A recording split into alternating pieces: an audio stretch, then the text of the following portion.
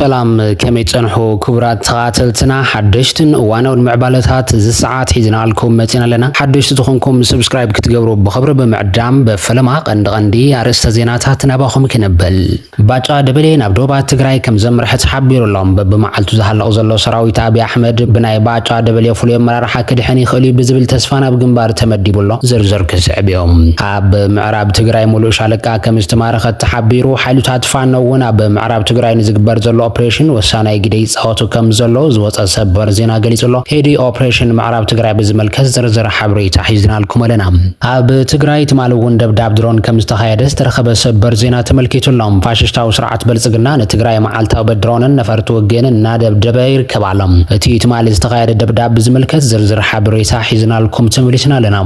ኤርትራ ንሕወሓት መልሲ ከም ዝሃበት ተሓቢሩሎም ትግራይ በድሮን ኣብ ትድብደበሉ ዘላ ኣብ ዝሕዝ እዋን ሰራዊት ኤርትራ ድማ ዘመናዊ ድሮናትን ዘመናዊ ጸረ ድሮን ቴክኖሎጂና ራእየት ትርከብ እንትትከውን ትግራይ ወን ኤርትራ ህጹጽ መልእኽቲ ከም ዝለኣኸት ተገሊጹሎም ኤርትራ ዝሃበቶ መልስ በጽሕናሎ ክግለጽዮም ኣብ ደቡብ ግንባር ዘሎ ኣርምታት ሰራዊት ትግራይ ህጹጽ ትእዛዝ ከም ዝተዋሃባ ተሓቢሮም ዝርዝር በጽሕናሎም ወሃብ ቃል ሓይሊ ዓፋር መጥቃዕቲ ከም ዝጀመረ ፍሊጡሎ ዝርዝር ሓበሬታ ካብ ግንባር ዓፋር ናባኹም ከነብሊና كبراتن كبران تخاتلتنا نايزيومن كالوتن معبالتات اللون ختكاتلو بخبر نعدمكم ناب زرزراتهم كنسجر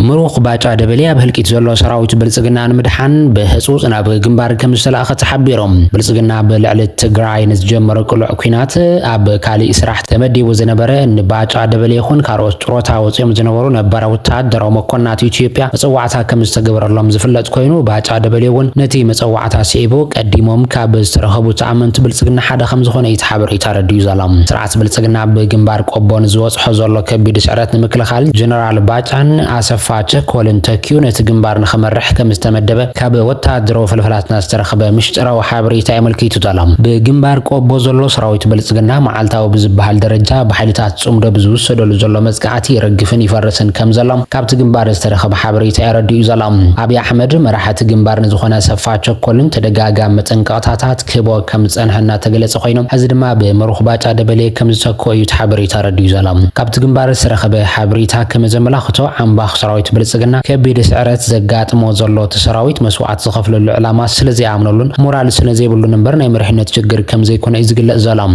እዚ ከም ዝልና ሓልብ ምዕራብ ትግራይ ብዝተኻየደ ስራሒት ሻለቃ ብምሉእ ከም ዝተማረኸት ተሓቢሩ ዘሎም ካብ ፍልፍላት ዝተረኸበ ሓበሬታ እቲ ብሰራዊት ትግራይ ዝተኻየደ መብረቃዊ ስራሒት ኣብ ወልቃይ ዝተኻየደ እንትኸውን ንዓመታት ዓሪዱ ዝነበረ ወራር ሓይሊ ከቢድ ጉድኣት ዝበጽሐ ኮይኑ ሓደ ሻለቃ ሙሉእ ድማ ኣብ ሙሉእ ከበባ ምእታዋ እዩ ተሓቢሩ ዘሎም ካብዚ ብተወሳኺ ቀለልትን ከበድቲ ነጽዋራት እቲ ወራር ሓይሉውን በሰራዊት ትግራይ ከም ዝተማረኸ ተፈሊጡ ዘሎም ኣርምታት ሰራዊት ትግራይ ተከዘሳጊረን ወልቃይት ምእታውን እናተገለጸ ኮይኖም ሕዚ ድማ ቀስ በቐስ ወራር ሓይሊ ዝሓዞም ወሰንቲ ድፍዓት መሊሰን መሓዝ ከም ዝጀመራ ካብቲ ግንባር ዝተረኸበ ሓበሬታ ገሊጹሎም ኣብ ግንባር ከቢድ ስዕረት ዝበጽሖ ዘሎን ኣብ ስልጣን ዝጸንሐለን መዓልታት እናቆጸረ ዝርከብ ውልቀ መላኺ ኣብይ ኣሕመድ ኣብ ልዕሊ ህዝቢ ትግራይ ኣብ ዘካይዶ ዘሎ ደብዳብ ተወሳኺ ኣብ ወለጋ እውን ዕጡቕ ወዲቡ መንደር ተጋሩ ዝበሃል ሰፈር ሙሉእ ብሙሉእ ክቃጸል በመግባር ንብረቶም ድማ ናይ መንግስቲ ናይ ጸጥታ ኣካላት ከም ዝተኻፈሉ ሓበሬታ ረድዩ ዘሎም እዚ ከም ዝልና ሓልወል ከመላኺ ኣብይ ኣሕመድ ብ20 ነሓስ 2018 ዓመተ ምህረት እውን ኣብ ልዕሊ ህዝቢ ትግራይ ደብዳብ ድሮን ከም ዝፈጸመ ተሓቢሩሎም እቲ ደብዳብ ድሮን ዝተፈጸመ ኣብ ዞባ ደቡብ ትግራይ ወረዳ ራያ ዓዘቦ ጣብያ ገነቴ ከም ዝኾነ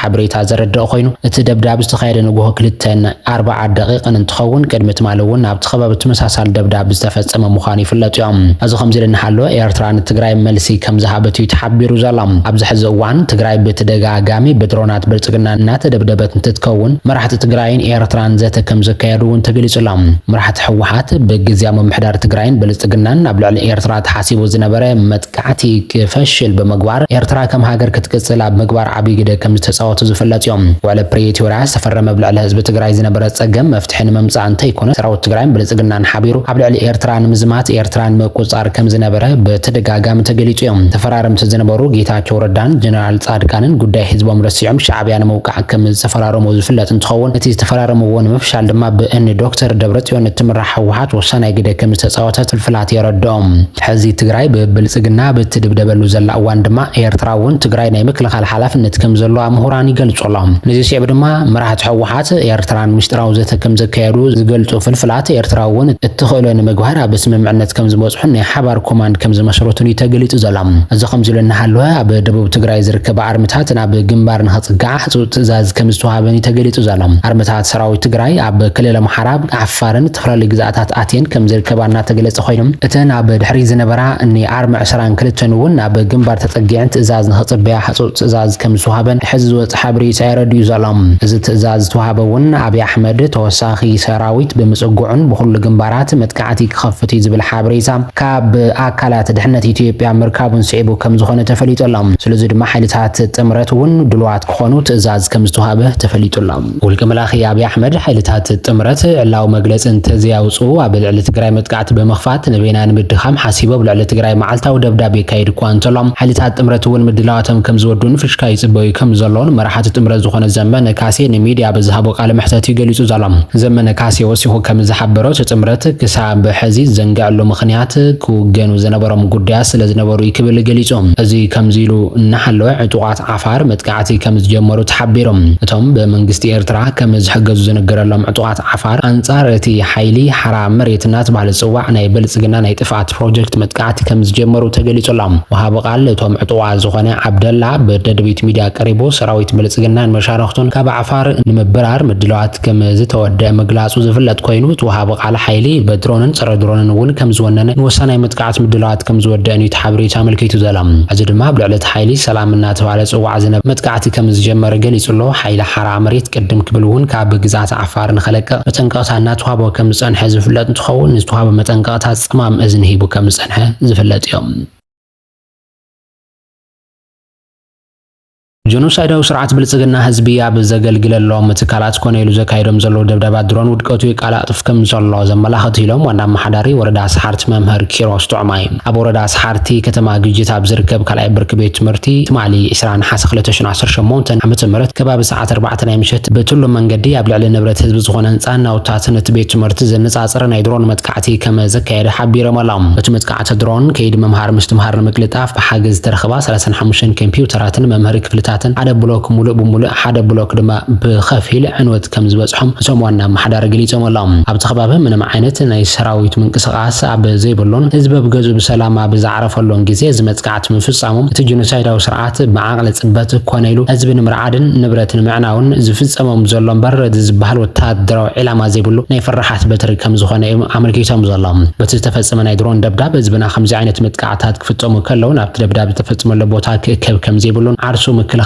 ከጠናኽርና ገንዚቦም ኣሎም። ህዝብና ብሰላም ንኽነብር ኩሎም ዘይተመለሱ መሰረታውያን ሕቶታት ንኽረጋገጹ ብደጀንን ግንባርን ሰሚርና ብሄራዊ መኸተና ብምዕዋት እቲ ስርዓት ሓንሳብን ሓዋርን ከነቃብጾ ይግባእ ክብሉ መልእኽቶም ኣሕሊፎም ኣሎም። ዋና ኣመሓዳሪ ዞባ ደቡብ ምብራቕ ትግራይ ኣይተ ከላለ ሓጋዚ ድማ እቲ 20 ሓሰ 2018 ዓመተ ምህረት ሰዓት 3:52 ናይ ምሸት ህፃናት ኣብ ዝመሃርሉ ቤት ትምህርቲ ግጀት ስርዓት ኣብይ ኣሕመድ ደብዳብ ድሮን ከም ዘካየደ ብደብዳብ ድሮን ዝስኮን ቃልሲ ክህሎ ይኽእልን ክብል ኣብ ፌስቡክ ገጾም ኣብ ጽሓፍዎ ጽሑፍ ኣመልኪቶም ዘሎም። እዚ ኣብ ዝግለጸሉ ዘሎ እዋን ስራሕ ፈጻሚ ብሄራዊ ክልላዊ መንግስቲ ትግራይ ድማ ዕለት 20 ሓሰ 2018 ዓመተ ምህረት ኣብ ዘካየደ ስሩዕ ኣኼባ ኣብ 4 ዓበይቲ ጉዳያት ተመያይጡ ውሳነ ኣሕሊፉሎም። ዕላማ እቲ ስራሕ ፈጻሚ ዝረኣዩ ብዝተፈላለዩ ግብናት ኣብ ቤት ህንፀት ዝርከቡ ተሃነፅቲ ዘቐረበ ናይ ይቕረታ ውሳነ ሓሳብ ዘትዮ ኮይኑ ን573 ተሃነፅቲ ብይቕረታ ክፍትሑ ወሲኑሎም። ስዒቡ እቲ ስራሕ ፈጻሚ ዝረኣዩ ኣብ ዙርያ መምርሒ ብሄራዊ ኮሚቴ ፀረ ግዕዚና ምጥያሽ ኮይኑ ኣብ ትግራይ ብሰፊሑ ዝፍጸሙ ዘለዉ ግብናት ግዕዚና ሳዕቤናቶም ምክልኻል ንመቆጻርን ተሓታትነት ንምርጋጽን ተመጣጣኒ ግብረ መልሲ ንምሃብን ብዝተፈላለየ ጠመተ ብሄራዊ ኣጀንዳ ኮይኑ ተሳትፎ ሕብረተሰብ ዘረጋግጽ መንገዲ መሰረታዊ ለውጢ ንምምጻእ ብብርኪ ክልል ብሄራዊ ኮሚቴ ክጥያሽ ዝኽእል መምርሒኡ ኣጽዲቑ ዘሎም። ቀጺሉ ተፈጻሚ ስራሕ ብሳልሳይ ደረጃ ዝረኣዩ ኣሰራርሓን ስነ ምግባርን ቤት ምኽሪ ስራሕ ፈጻሚ መንግስቲ ትግራይ ኣመልኪቱ ዘቐረበ ደንቢ ድሕሪ ምዝታይ ነቲ ተዳለወ ደንቢ ኣጽዲቑ ወሎም። ኣብ መወዳእታ ድማ ተፈጻሚ ስራሕ ዝረኣዩ ካልእ ጉዳይ ኣብ ፕሮግራም ቃል ኪዳን ስቆታ ተጠቀምቲ ዝኾና ተወሰኽቲ 19 ወረዳታት ኣመልኪቱ ዘቐረበ ውሳነ ሓሳብ بعمقት ድሕሪ ምዝታይ እተን ወረዳታት ተጠቀምቲ ፕሮግራም ክኾና ውሳነ ሕሊፉሎ ክብል ቤት ጽሕፈት ፕሬዝደንት ዘውጽኡ ሓበሬታ ተመልኪቱ ክብራት ተኻተልትና ሓበሬታታት ሰዓት በዚ ከም ቤትና ንሰናይ መክታልኩም ግን ከመስገና ሓለፍናን